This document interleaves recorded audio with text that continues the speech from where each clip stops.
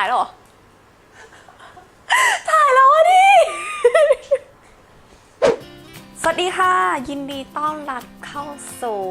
กินเมะเอพิโซด 2 นะคะ วันนี้เราจะมาทำทาร์ตกันค่ะ ในสูตรของหนังสือเนี่ยมันก็จะเป็นชื่อว่าสูตรทาร์ตต้นไม้กินคน ซึ่งถามว่าต้นไม้กินคนมีไหมมันมีนะคะมันก็ไม่ได้ถึงกับว่ากินคนหรอกนะแต่ว่ามันกินแมลงอะไรอย่างเงี้ยแล้วบางตัวบางต้นก็ใหญ่มากพอที่จะกินสัตว์แต่ว่าเราจะไม่กินต้นไม้ต้นนั้นกันนะคะก็เลยนำมาปรับเป็นทาร์ตสมุนไพรไทยแทนนะคะเราจะเริ่มจากการทำตัวแป้งก่อนแล้วก็จะเตรียมน้ำเป็นน้ำสมุนไพรไว้ทำเป็นสีผสมกับเป็นตัวเนื้อนะคะแล้วก็จะมีเป็นผลไม้ที่เอาไว้ในตัวเนื้ออาหารเหมือนกันเอาละค่ะมาเริ่มกันเลยค่ะอย่างแรกที่ทำนะคะก็คือใช้ตัวนี้เลย digestive cookie นะคะมันเป็น digestive cookie ของชื่ออะไรวะอ่านไม่ออกโอเคไงก็ตาม 30% less fat นะคะ wow. เป็นแบบไลท์เพราะว่าเราจะเพิ่มเนยเข้าไปจำนวนหนึ่งเพื่อที่จะทำให้เนื้อตัวเบสของทาร์ตมันติดกันนะคะแล้วเราจะเอาไปอบด้วยอันนี้คือไปอ่านในสูตรมาว่าเขาใช้255กรัมในกล่องนี้มี250กรัมเราก็คงใช้ทั้งหมดละค่ะเทลงไปเลยอันนี้เนี่ยให้ใช้ถุงซิปล็อกนะคะเพื่อที่โต๊ะจะได้ไม่เละแล้วอย่างอื่นก็จะได้ไม่เละด้วยเราก็จะปิดถุงมันก่อนจะได้เป็นคุกกี้แบบนี้แล้วเราก็จะทุบนะคะอุ๊ยโต๊ะกูมีดต้องใช้สันเอาเข้าไปโต๊ะมันจะพังก่อนเสร็จเลยเนี่ยรู้สึกไม่ดีเลยโอเคใช้สันมีดแทนนะคะจริงๆใช้มือก็ได้นะคะเนี่ยเราไม่ต้องแบบแฟนซีอะไรเลยเสียงก็ไม่ดังแล้วก็บีได้ง่ายกว่าด้วยจะเริ่มเห็นว่ามันเริ่มแตกขึ้นเรื่อยๆนะคะน่าจะทำอย่างนี้ตั้งแต่เริ่มต้นแล้วเนาะเหมือนฝึกมวยจีนเลยอะเคยคิดอยู่เหมือนกันว่าคนที่เขาทำพวกขนมปังหรือว่าเพสตรีแล้วก็เป็นเชฟทำอาหารค่ะจริงๆแล้วเป็นคนที่ค่อนข้างแข็งแรงมากเลยนะคะเขาก็จะเรียกว่าไงอะต้องอยู่หน้าครัวต้องมีแรงหั่นผักฉีกทำความสะอาดอยู่หน้าไฟมีความอดทนหลายๆอย่างนะคะแล้วก็เครื่องครัวที่ใช้แต่ละอย่างมันก็ไม่ใช่ว่าจะเบาเลยเรียกว่าศึกสู่ฮกพวกที่เป็นแบบทำอาชีพเชฟมากๆเลยอ่ะเพราะเราก็แบบคือทำแบบเวลาอยากกินอะไรอย่างเงี้ยเท่านั้นเองไม่ได้ซีเรียสอะไรมากโอเคค่ะนี่เราก็ทำไประยะหนึ่งแล้วจะเห็นว่าจากก้อนนะคะกลายเป็นผงอย่างนี้แล้วเนยกับน้ำตาลที่ใช้นะคะเฟิร์นใช้น้ำตาล10กรัมส่วนเนยเฟิร์นใช้80กรัมนะคะโอ๊สมาอุ๊ยนี่เนยเฟิร์นทิ้งไว้ในอุณหภูมิห้องนะคะบ้านไทยเราก็ร้อนอยู่แล้วเพราะฉะนั้นมันก็เลยละลายแหมะไปอย่างนี้นี่ถือว่าเป็นเรื่องดีนะคะเฟิร์นจะได้ไม่ต้องแบบเอามันเข้าเวฟอันนี้ก็ถือว่าพร้อมใช้งานเรียบร้อยเอามาคลุกกับน้ำตาลนะคะแล้วก็เดี๋ยวจะเทเข้าไปในถุงกันโอเคค่ะพอแล้วโอ้หอมดีน่ากินมากๆเลยทุกอย่างน่ากินไปหมดสำหรับเราเก่งไหมลงไปแบบไม่เลอะนะเนี่ย wow. นี้เราก็จะผสมมันเข้าไปนะคะถามว่าทำไมไม่เอาออกมาทำข้างนอกแล้วก็ไม่ใช้ชามเพราะว่ามันจะเละเทะมากค่ะแล้วก็เราจะบีบได้ไม่ทั่วถึงมือก็จะเละไปด้วยเพราะฉะนั้นก็เลยเลือกรูปแบบที่ใช้ซิปล็อกแทนนะคะนี้ก็เข้าไปแล้วใช่ไหมคะเราก็นวดค่ะพยายามถุงแตกอะแต่ไม่รู้ว่าแตกตรงไหนอะหรือว่าเรากดบิโอเคค่ะกู้สถานการณ์เบื้องต้นไว้ได้เรียบร้อยชามที่จะใช้นะคะมีอยู่เป็น4แบบคือเป็นทำนี้อันนี้ใหญ่ขึ้นมาหน่อยแล้วก็เป็นไซส์นี้นะคะจะเห็นว่าอันนี้เนี่ยมีความสูงเยอะกว่าเพื่อนส่วนอันนี้ก็เล็กแล้วก็ความสูงก็จะเท่ากับชามอันนี้นะคะส่วนอันนี้เนี่ยจะมีความกว้างมากที่สุด มีเหตุผลง่ายๆนะคะ เพราะว่าเราจะทำไส้ฟิลลิ่งไม่เหมือนกันนะคะ เดี๋ยวจะใช้เป็นกระดาษฟอยล์รองนะคะเพราะอันนี้เป็นชามเซรามิกเพราะฉะนั้นมันเข้าเตาอบได้อยู่แล้ว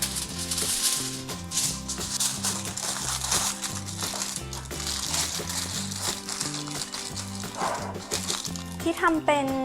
ฟอยล์มารองอย่างนี้ค่ะเพราะว่าเวลาที่ทำเบคทาร์ตออกมาแล้วเราก็จะดึงฟุ๊บดึงออกมาได้เลยไม่งั้นเราต้องมานั่งแงะแล้วก็มีความเป็นไปได้สูงที่ว่ามันจะแตกในระหว่างที่ดึงออกมานะคะก็เลยขอทำเป็นอย่างนี้ละกันโอเคจะทำอีก3อันนะคะก็ห่อเสร็จแล้วนะคะทั้ง4อันเลยตอนนี้เรียบร้อยพร้อมที่จะลงตัวแป้งหนักใจมันระเบิดอะอันนี้เราบอกก็อุ้ยเยอะไปอ่ะเยอะไปหนาอึดจะครบไหมนะไม่น่าจะครบแต่เดี๋ยวค่อยๆแบ่งกันก็ได้ค่อยๆอีวาลูเอทไปว้าเอาแค่นี้ก่อนดูกันก่อนว่าจะเป็นไงมาไงนะคะอันนี้รู้สึกเยอะมากเลยบางอันยังไม่แตกเลยนะคะเนี่ยก็จะใช้ความพยายามเดาไม่ออกเลยว่ามันจะอยู่ตัวหรือเปล่าเนยอาจจะน้อยไปเนี่ยจะรอดไหมเนี่ยอ๋อลืมเปิดเตาอบก็สัก180ได้มั้งแล้วก็นี่ไงเอาเป็นไข่บนกับล่าง20 นาทีให้ความหนาอีกนิดนึงเราคิดว่าอันใหญ่น่าจะอยู่ตัวแล้วนะอันต่อไปอันนี้แบบไม่อยู่ตัวเลยอะทำไงดีมันมีปัญหาอยู่2อย่างนะคะตอนนี้ก็คือ1มันไม่เกาะตัวเลยเพราะว่ามันร่วนนะคะมีส่วนหนึ่งก็คือ1เนยไม่พอและอีกอันหนึ่งก็คือตัวเศษคุกกี้ที่บี้ลงไปค่ะมันใหญ่ไปเลยจะต้องรีเมคนะคะแบบค่อยๆบีบมันลงไปนะจ๊ะพอโดนบี้แล้วมันก็ดูดีมากขึ้นนะคะในระหว่างนี้เดี๋ยวเราต้มน้ำรออันนี้ไปเลยเพราะว่าน้ำเดือดแล้วโอเคเนื่องจากว่าเรามีปัญหาเรื่องตัวแป้งนะคะตอนนี้สิ่งที่เราจะทำระหว่างรอไปก็คือทำสีน้ำนะคะโดยใช้ดอกอัญชันสดนะคะแล้วก็มีดอกเก๊กฮวยกับอันนี้เป็นก้านฝางนะคะก้านฝางเนี่ยเป็นสมุนไพรไทยซึ่งมีฤทธิ์ช่วยเรื่องกระเพาะการหายใจอะไรอย่างเงี้ยค่ะก้านฝางเนี่ยค่ะเวลาที่เราต้มมันแล้วเนี่ยเราจะได้เป็นสีแดงน้ำสีแดงออกมาเป็นน้ำสีธรรมชาติส่วนเก๊กฮวยอย่างที่เรารู้ก็คือน้ำเก๊กฮวยนะมันก็เป็นสีเหลืองใช่ไหมแล้วก็เนื่องจากเฟิร์นไม่เคยเจอดอกเก๊กฮวยสดนะคะก็เลยเป็นดอกเก๊กฮวยแห้งตามปกติที่กินนะคะดอกอัญชันเนี่ยถ้าอยากได้สีสดเข้มแล้วก็จะต้องเป็นดอกอัญชันสดนะคะนี้เป็นดอกอัญชันสดที่เฟิร์นได้มาเมื่อเช้านี้เลยตวงน้ำเราจะใช้1 ลิตรนะจ๊ะ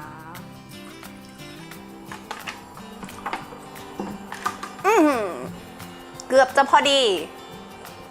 อันนี้น้ำ1 ลิตรนะคะกับผงวุ้น8 กรัมนี่ไม่ได้จริงๆหรอ12ไปแล้วเกิดอะไรขึ้นเอาใหม่สิแคนเซิลแล้วก็2 กรัมนะคะโอเคเมคมอร์เซนละ2 กรัม3 4 5 6 7 8อุ้ย8 กรัมนะจ๊ะโอเคเราจะทำวุ้นกันแล้วนะอุ้ยร้อนโอเคเราจะเริ่มทำวุ้นกันแล้วนะคะอันนี้ก็คือต้มน้ำ1 ลิตรนะคะเขาบอกว่าผงวุ้นเมื่อกี้เนี่ยโอ้ my god 25 กรัมใช้น้ำ3 ลิตรเพราะฉะนั้นเราใช้ลิตรเดียวก็ประมาณ8 กรัมนะคะก็คือ7 จุดสักอย่างแต่ก็ใช้8กันก็แล้วกันง่ายๆโอเคน้ำเดือดนะคะปุดโอ้โหปุดขนาดนี้นะจ๊ะ my god โรยลงไปเลยจ้าเอาให้มันกระจายหน่อยนะเราก็คนเขาบอกให้คนน่ะเราก็แบบทำตามเขาเมื่อกี้ดู YouTube มาสดๆร้อนๆถ้าเกิดมันไม่เวิร์กคนก็อธิบายไม่ถูกแล้วให้มันละลายละลายสิจ๊ะเป็นก้อนอยู่เนี่ยโอ้ยมันมีอยู่ก้อนนึงเห็นปะต้องให้วุ้นมันละลายให้หมดนะคะแล้วถึงจะเอามาทำอะไรต่อได้ผงวุ้นจะไม่เหมือนกับแผ่นเจลาตินนะคะแผ่นเจลาตินจะต้องเอาไปแช่น้ำก่อนที่จะมาใช้ได้แต่ว่าเราทำอย่างนั้นไม่เป็นเราก็ใช้ผงวุ้นแทนนะคะโอ้ อะไรเนี่ยโอ้ยก้อนนี้ก็แบบอีกก้อนหนึ่งก็แบบตุ๊บๆป่องๆไม่ยอมละลายสักทีอีกก้อนนี้บีมันก็เริ่มดูแบบดูหนืดๆขึ้นมานิดนึงนะนี่เป็นครั้งแรกที่ทำวุ้นอย่างนี้เลยนะเคยกินตอนเด็กๆแบบอันที่มันเป็นซองละ5 บาท15 บาทที่เป็นรสเยลลี่รสแอปเปิ้ลไม่ใช่รสเยลลี่สิรสสตรอเบอรี่แล้วก็รสแอปเปิ้ลตอนเด็กๆที่เขามีให้กินแบบซื้อเซเว่นก็ได้ที่ท็อปก็มีแต่ตอนนี้เป็นแบบยี่ห้อเดียวที่มันเป็นรสอะไรวะราสเบอร์รี่กับอะไรก็ไม่รู้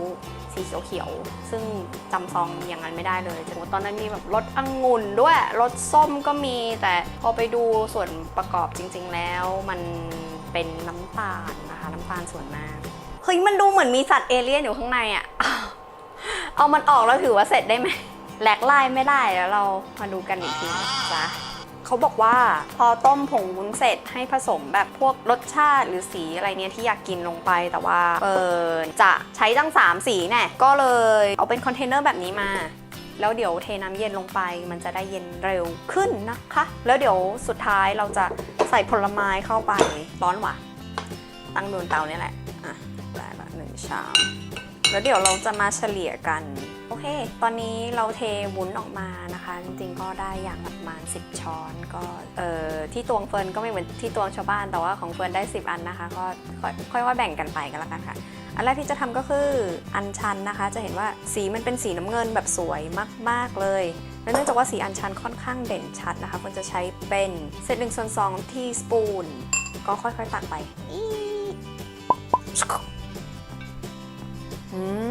เป็นสีฟ้าสวยใสมากเลยแต่ยังไม่สะใจใส่อีกสักช้อนนิดนึงใส่หมดเลยแค่นี้น่าจะพอนะคะสำหรับสีอัญชันก็จะเห็นว่ามีความฟ้าเขียวๆนะคะอันต่อไปนะคะเป็นเก๊กฮวยค่ะเก๊กฮวยเฟิร์นว่าสีมันค่อนข้างอ่อนอยู่แล้วเลยกะว่าจะใช้เป็นช้อน1 tablespoon สีเหลืองสะใจมากว้าวมันก็ค่อนข้างเข้มนะฮะเห็นสีเหลืองไหมครับเทียบกับสีฟ้าแล้วก็1 ช้อนนี่ก็คือพอดีเลยนะโอเคค่ะอันสุดท้ายจะใช้ก้านฝางเป็นสีชมพูนะคะนี่เป็นอันเดียวกันที่ใช้กับน้ำอุทัยทิพย์ไม่มีกลิ่นนะคะจะใช้เป็น1 teaspoon ลองตวงไม่รู้เหมือนกันว่าใช้อันเดิมได้ปะขี้เกียจมากเลยโอ้ไม่น่าพออีกสักหน่อย2 teaspoon แล้วนะอีกน้อยดีกว่า3แล้วครับอีกสักช้อนเนาะเทียบสีก่อนนะคะมันก็จะพาสเทลแบบคล้ายๆกันเนาะทีนี้เขาบอกว่าเพื่อจะให้พวกเยลลี่พวกนี้เซ็ตตัวเร็วขึ้นนะคะก็จะใส่น้ำเย็นลงไปน้ำเย็นเย็นจากตู้เย็นนะคะเราก็จะเริ่มจากเซต1/2 คัพก่อนเขาบอกว่าทำอย่างนี้แล้วมันจะเซ็ตตัวเร็วขึ้นยังร้อนอยู่เนาะงั้นใส่ไปอีกคัพหนึ่งก็แล้วกันเป็น1 คัพแล้วก็ให้มันพักเดี๋ยวเราจะรอให้มันจริงๆมันก็อุ่นๆแล้วนะดูเป็นวุ้นๆขึ้นมาแฮะ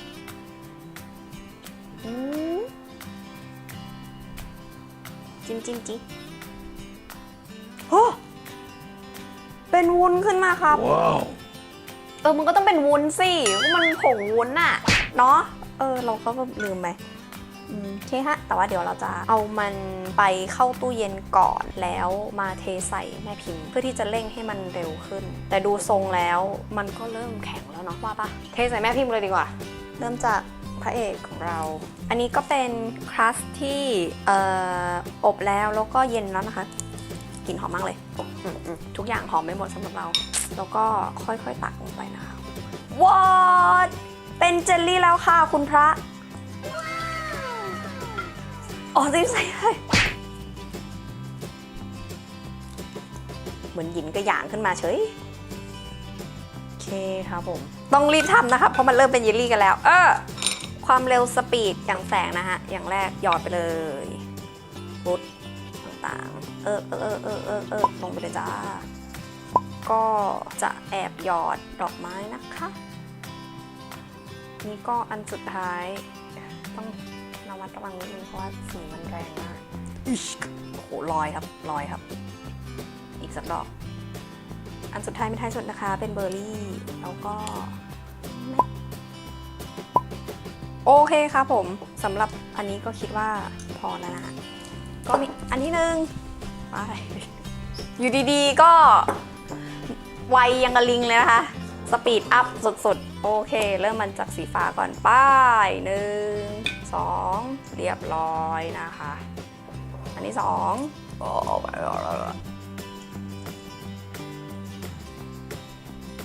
อเคแอบหยอดไหมได้3อันอย่างรวดเร็วนะคะแล้วเราก็จะทำอย่างรีบอะลงไปเลยจ้าสตรอเบอรี่อันสุดท้ายอยู่ข้างบนติดยังมีความอยากเล่นอยู่นะคะแล้วก็ต่อไปดอกเค้กห้วยไม่ค่อยจะเป็นดอกเท่าไหร่แล้วเนาะโอ้นี่ก็เจ๋งดีนะแบบเหมือนฝังมันเข้าไปได้อะพอแล้วมั้งพอแล้วแหละโอเคสีเหลืองก็เสร็จแล้วนะครับแล้วก็อันช่างมาเถอะสีฟ้าสุดสวยของเราเอาน้ำที่แบบแค่นี้พอได้ไหมใส่บิ๊กเตอร์อ้าวเรียบร้อยไปโอเคค่ะเรียบร้อยค่ะตอนนี้ทุกอย่างที่แบบดูจะยากเย็นก็ได้จบลงเราจะเข้าตู้เย็นกันนะคะคิดว่าน่าจะรอสัก15 นาทีได้ไหมนะสัก15 นาทีแล้วเดี๋ยวเราจะดึงมันออกมาดูว่ามันเย็นหรือไม่เย็นนะคะถ้าเกิดยังไม่เย็นเฟิร์นก็จะแช่เย็นต่อแล้วจะเอามาให้ดูตอนที่มันเซตเทิลแล้วนะคะ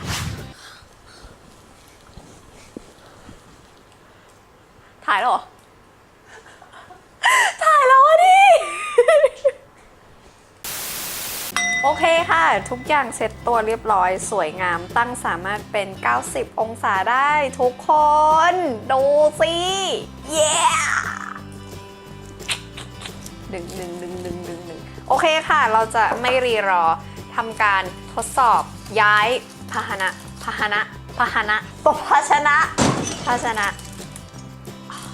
ทุกอย่างเป็นไปได้ด้วยดีขั้นที่2แยกล่างขยับเล็กน้อยโอเคครับท่านผู้ชมดูท่าทางแข็งแรงใช้ได้โอเคหรือเปล่าวะเดี๋ยวก่อนนะโอ้อุ๊ยแตกมานิดนึงไม่เป็นไรเฮ้ยมันอลังการงานสร้างมากเลยโห everybody ขามันน่าทานมากคุ้มค่านะคะอันนี้คลิปอาจจะดูเหมือนไม่กี่10 นาทีแต่จริงๆแล้วจานนี้ใช้เวลาทำ4 ชั่วโมงคุณพระไม่เป็นไรค่ะเพื่อความอยากกินเราทำได้ทุกอย่างจริงๆนะคะไม่เคยคิดว่าจะใช้เวลาทำขนม4 ชั่วโมงขนาดนี้มาก่อนแต่ว่าได้เกิดแล้วจ้าและชื่อจานนี้ก็คือทาร์ตต้นไม้กินคนแต่เราไม่ได้ใช้ต้นไม้กินคนเราเลยเป็นทาร์ตดอกไม้แทนนะคะเพราะว่าในเรื่องนั้นเนี่ยรู้แล้วว่าลืมอะไรขอสมุดหน่อยขอหนังสือเมื่อกี้หน่อย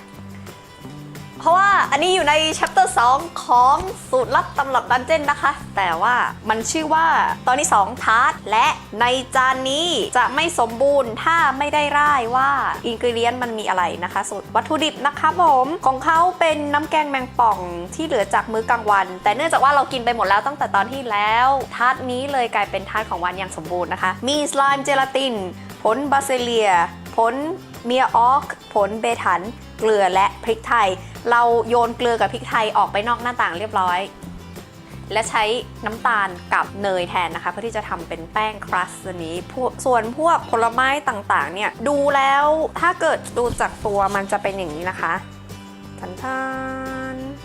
แล้วเขาก็บอกว่าวิตามินสูงนะคะวิตามินสูงและเกลือแร่รองลงมาแต่ในนี้เนี่ยวิตามินสูงจริงหรือเปล่าก็ไม่ค่อยแน่ใจเพราะว่ามันก็มีกิวีมันก็มีเบอร์รี่แต่ว่ามันก็มีสมุนไพรนับเป็นเกลือแร่ไหมอ่ะนับเนาะนับกันเถอะโอเคส่วนอินสปิเรชันพวกดอกไม้นะคะมาจากนี้หมดเลยก็คือตามพวกรูปผลไม้พวกนี้นะคะก็จะเห็นว่ามันเป็นเหมือนดอกไม้ยืนต้นแล้วก็เป็นพวกดอกไม้ยืนต้นไม่น่าใช่เนาะโอเคช่างมันเถอะตัดมันออกไปก็ดีนะแล้วก็เป็นพวกผลไม้อะไรอย่างงี้ค่ะก็เลยนึกถึงพวกสมุนไพรไทยแล้วก็อยากจะลองนำมาปรับใช้ในทาร์ตอันนี้ซึ่งมันคงไม่สมบูรณ์เลยถ้าเกิดมันไม่มีวุ้นด้วยนะ ที่เป็นวุ้นเนี่ยมาคิดถึงสไลม์ก็นึกถึงวุ้นเป็นอย่างแรกเลยก็เลยใช้เป็นอันแรกนะคะดอกอัญชันสีฟ้าเก๊กฮวยสีเหลืองแล้วก็สีชมพูหรือออกสีแดงๆนะคะเป็นมาจากไม้แบบเขาเรียกว่าอะไรอะต้นก้านฟางก้านฝางหรือฟางเนี่ยแหละถ้ามันพูดถูกไม่ถูกช่วยแก้ไขเฟิร์นด้วยนะคะเฟิร์นเรียกมันไม่ถูกจริงๆอะแต่รู้ว่ามันเป็นส่วนผสมที่เอามาใช้ทำน้ำอุทัยทิพย์ค่ะเอาล่ะถ้าจะให้สรุปอย่างอื่นในนี้ที่มีที่เป็นผลไม้นะคะก็จะมีเป็นบลูเบอร์รี่ราสเบอร์รี่กีวีแล้วก็มีเศษเสี้ยวของสตรอเบอรี่อยู่สักแห่งอยู่ข้างในนี้ทันด้วยความตื่นเต้นนะคะเราจะยังไม่ชำแหละแต่เราจะมาเอาน้องๆนะคะอันนี้คือเป็นของดอกอัญชันใช่แล้วอัญชันน้อยแล้วก็เก๊กฮวยนะคะกับก้านฟาง ฟางเอาเหอะแล้วก็มีพวกเบอร์รี่อยู่ข้างในนั้นดมกลิ่นนะคะกลิ่นเบอร์รี่ค่ะเบอร์รี่มาแต่ไกลเลยอันนี้ก็จะได้กลิ่นเก๊กฮวยหอมๆนะคะอ่อนๆส่วนอัญชันไม่มีกลิ่นอะได้กลิ่นเป็นแต่ขนมอะค่ะก็คือตัวแป้งเนยอะไรอย่างนี้แล้วก็มาลองดูกันนะคะว่าถ้าเกิดออกมาแล้วจะได้รสชาติของอัญชันหรือไม่นะคะโอ้ออกมาเป็นรูปเลย ทุกคนมันสวยมากจ้าสวยมากเลยจ้าโอ้ my god โอ้โหนี่ลองทำแบบนี้ครั้งแรกเลยนะนี่คือเป็นการเอ็กซ์เพร์เมนต์ด้วยกันนะคะดีมากๆอันต่อไปต้องเป็นน้ำเก๊กฮวยโอ้โหหลุดออกมาอย่างง่ายได้ดูสิทุกคนมันเป็นรูปแบบรูปชามอะ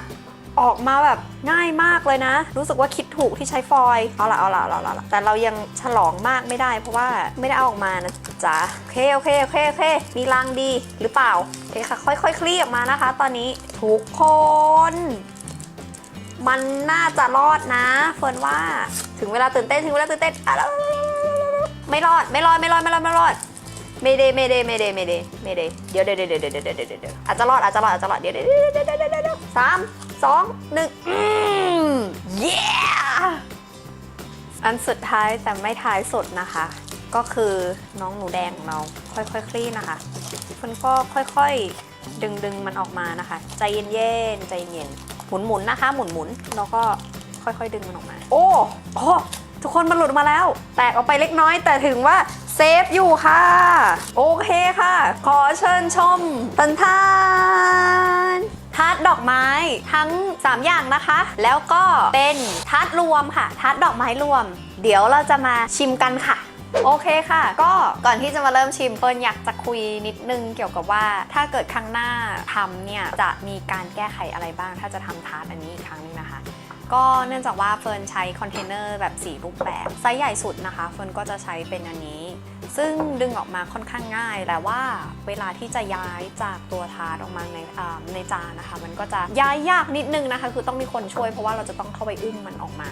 ส่วนอันที่คิดว่าดึงออกมาง่ายที่สุดและแข็งแรงที่สุดนะคะกลายเป็นคอนเทนเนอร์นี้ค่ะเป็นคอนเทนเนอร์ไว้สำหรับทำพุดดิ้งนะคะก็ถือว่าน่าจะเป็นเพราะมันเป็นออกทรงไซลินเดอร์แบบขึ้นมาตรงๆอย่างเงี้ยค่ะแทนที่จะเป็นรูปชามที่เป็นสเฟียร์อย่างนี้มันก็เลยดึงออกมาง่ายแล้วก็มีสตรัคเจอร์ที่ค่อนข้างแข็งแรงนะคะถ้าเกิดจะดูคอมเพลกันก็จะเห็นกันชัดๆอย่างนี้เลยว่าอันนี้มันจะออกเป็นโค้งๆใช่ไหมคะส่วนอันนี้เนี่ยจะออกเป็น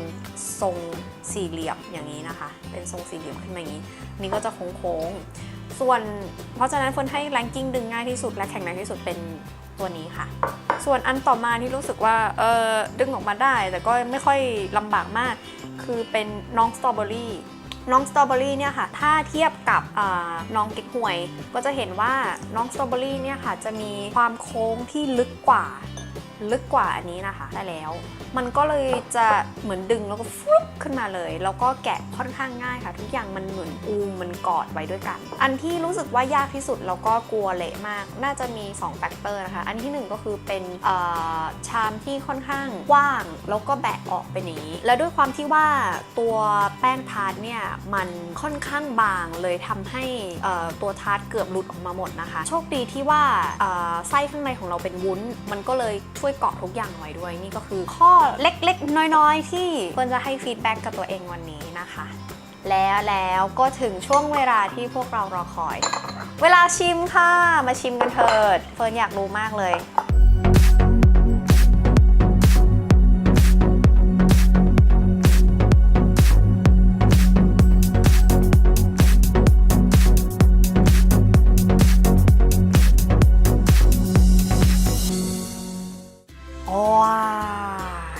ถ้าอยากเริ่มก็อยากจะเริ่มจากอันนี้เนาะเพราะมันมีผลไม้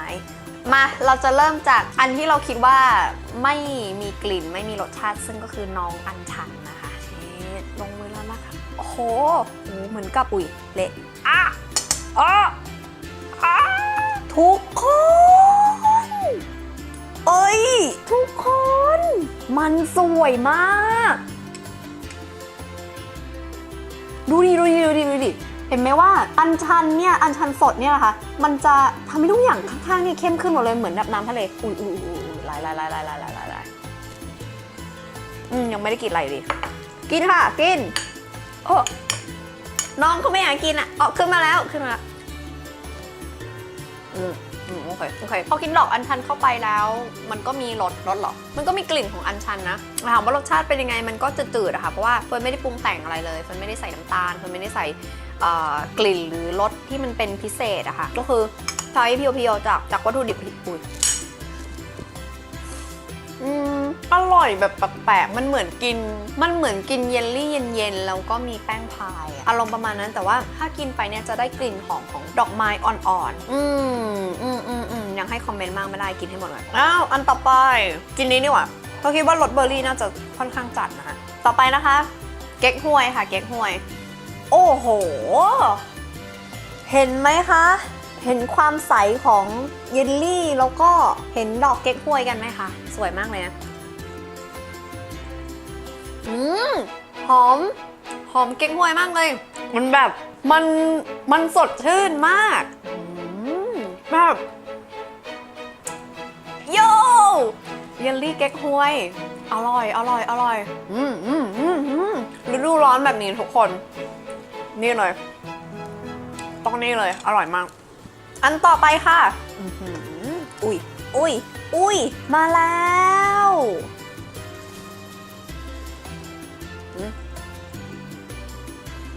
ได้กลิ่นแต่เบอร์รี่อะค่ะมันคงไม่ใช่เรื่องแปลกเนาะ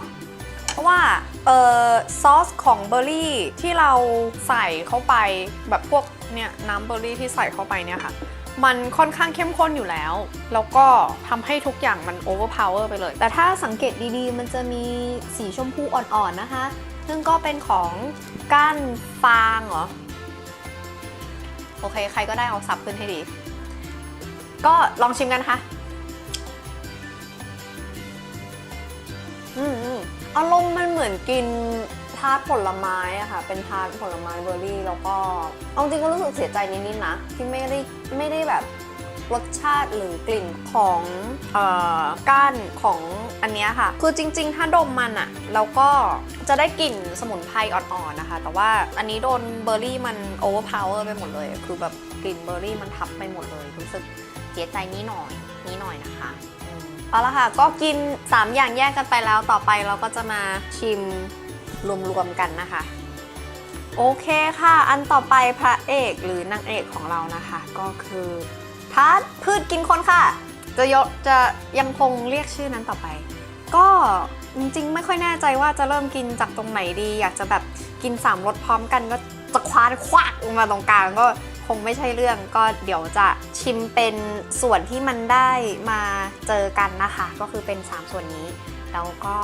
เดี๋ยวเรามาดูกันเดี๋ยวมันมาเจอกันตรงไหนประมาณนี้เนาะว้าวผ่าออกมาก็จะเห็นกันเป็นอย่างนี้นะคะว้าวยิ่งดูยิ่งสวยยิ่งเหมือนเรนโบว์ทาร์ตขึ้นไปทุกทีเรื่อยๆนะคะที่ได้ลองจิ้มกินกันเอาล่ะทุกคนพอเห็นไหมคะว่ามันเป็นสีเหมือนสายรุ้งเลยนะมีแดงๆฟ้าๆแล้วก็ดึงอันนี้ได้กลิ่นอัญชันเลยค่ะเพราะว่ากินตรงอัญชันพอดีได้ปลายมันมาพอดีเลยเราก็จะได้กลิ่นเบอร์รี่อ่อนๆนะคะอัญชันกับกีวีอร่อยมากเข้ากันได้ดีมากมันช่วยแบบเพิ่มรสชาติแบบเปรี้ยวหวานแบบพอดีแบบมาให้กันแบบดีจริงๆเลย ต่อไปนะคะเป็นเบอร์รี่กับเก๊กฮวยก็มาเริ่มกันเลยดีกว่าเมื่อกี้น่าเป็นกีวีกับเก๊กฮวยแทนหอมหวานรสชาติแล้วก็กลิ่นของกีวีไม่รบกวนความหวานแบบความกลมกล่อมกับความหอมของเก๊กฮวยเลยอันสุดท้ายนะคะก็คือเก๊กฮวยกับอัญชันนะคะโหเนี่ยจะเป็นอันที่สวยที่สุดก็ได้นะเนี่ยเห็นไหมโหนี่สวยมากเลยเอาละค่ะให้คำตัดสินแล้วก็แรงกิ้งเลยนะเพียวๆถ้าจานนี้เนี่ยเพียวๆให้เก๊กฮวยเป็นอันดับที่1เรื่องทั้งรสชาติกลิ่นรูปลักษณ์แต่ว่าถ้าแรงกิ้ง2ให้อัญชันค่ะเพราะว่ามันมีความแหวกแนวที่มันเป็นของไทยปนกับฝรั่งในขณะที่อันที่3เนี่ยเบอร์รี่มันรสชาติมันค่อนข้างแรงแบบนำเพื่อนจนรู้สึกแบบเหมือนว่าเราก็กินแบบทาร์ตสตรอเบอรี่หรือว่าทาร์ตเบอร์รี่กันอยู่หรือเปล่าอะไรอย่างนี้ก็รู้สึกว่าครั้งหน้าน่าจะทำให้มันอร่อยมากกว่านี้นะคะโดยใช้เฮิร์บไทยเป็นหลักนี้คือทาเลนครั้งหน้าเลยส่วนถ้ามากินจานใหญ่เมื่อกี้นะคะที่ได้คอมบิเนชันของหลายๆอย่างส่วนตัวแล้วกินเรารู้สึกแม่งประทับใจที่สุดไม่น่าเชื่อเลยเบอร์ 1ให้เป็นอัญชันกับกีวีค่ะเพราะว่าไม่รู้ทำไมแต่ได้กินอัญชันได้เยอะขึ้นอาจจะเป็นเพราะว่ากัดไปโดนตรงส่วนที่มันเป็นดอกก็ได้แล้วก็รสชาติของกีวีมันมีทั้งความหวานอมเปรี้ยวมาช่วยตัดเป็นอย่างดีทำชูรสดีมากเลยอันที่2ให้เป็นนี้เลยค่ะเป็นลูกครึ่งผสมนะคะก็คือเป็นเก๊กฮวยอัญชันกับกีวีอร่อยมากๆเลยมันช่างดีจริงๆช่างลงตัวเลยอะแบบเยี่ยมส่วนอันที่3ก็รู้สึกว่าโซแบบ it's okay นะก็จะต้องเป็นน้องเบอร์รี่ค่ะผมรู้สึกธรรมดามากๆเลยก็ครั้งหน้าจะหาอะไรแบบประหลาดกว่านี้มาใส่เช่นเงาะลิ้นจี่อะไรอย่างนี้เป็นต้นเอาให้มันเป็นฤดูมันก่อนแล้วจะค่อยมาทำนะคะยังไงก็ขอบคุณมากๆนะคะที่ดูแล้วก็ถ้าสนใจอะไรสงสัยอะไรถามเฟิร์นได้เลยนะคะแล้วถ้ามีสูตรไหนที่สนใจอยากจะให้เฟิร์นลองทำก็ส่งคอมเมนต์มาได้เลยนะคะยังไงก็ฝากไลค์ฝากแชร์แล้วก็ถ้ารู้สึกนึกคิดยังไงกับครั้งนี้ก็คอมเมนต์ไว้เลยนะคะเดี๋ยวเฟิร์นมาตอบแล้วเจอกันครั้งหน้าค่ะบ๊ายบาย